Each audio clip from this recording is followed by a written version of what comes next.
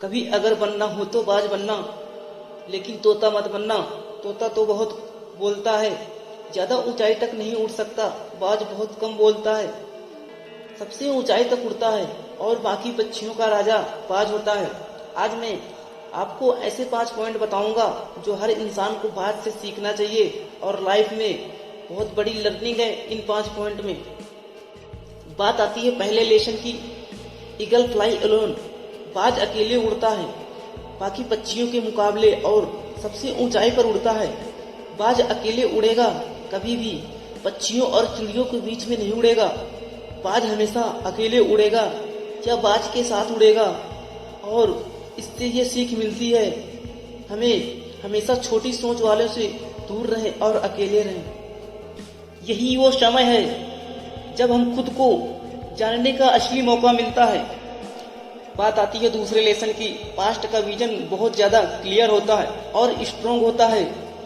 बाज अपने शिकार को 5 किलोमीटर दूर से ही देख लेता है। जब बाज को अपना लक्ष्य दिख जाता है, चाहे वो रास्ते में कितनी मुश्किल क्यों ना आए, वो अपने लक्ष्य को पाके ही दम लेता है। इससे बहुत बड़ी सीख मिलती है कि जिंदगी में अपना विजन क्लियर रखो और उस लक्ष्य को हासिल करने में कितनी परेशानियां क्यों ना आए, उस बाज की तरह पीछे मत हटो। बात आती है तीसरे लेसन की, बाज कभी मरे हुए जानवर को कभी नहीं खाता, वो हमेशा जिंदा जानवर का शिकार करता है।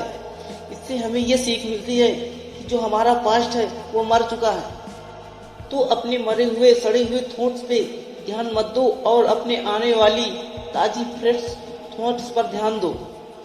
और तुम्हारे पास्ट की जगह तुम्हारे वर्तमान में जगह मत दो, क्योंकि एक बार पास्ट तुम्हारा वर्तमान में आ गया तो पास्ट तुम्हें प्रेजेंट में नहीं रहने देगा। पास्ट में क्यों ना तुम्हारे साथ बुरा हो रहा हो, वो सब यादें, वो सब थॉट्स मर चुके हैं। इसलिए कहते हैं कि बाज की तरह बनो। बाज कभी भी मरी हुई चीजों को कभी नहीं खाता। बात आती है चौथे लेसन की, जब आंधी तूफान आते हैं तो बाज बहुत ज्यादा एक्साइटेड हो जाता है। जब बारिश में होती है तो सारे पंछी छिपकर बैठ जाते हैं, लेकिन बाज को बहुत मजा आता है। जब तेज हवाएं चलती हैं, बाज उन हवाओं के सहारे और तेजी से उड़ते उड़ते इतना तेजी से ऊपर उड़ जाता है कि बादलों से ऊपर पहुंच जाता है।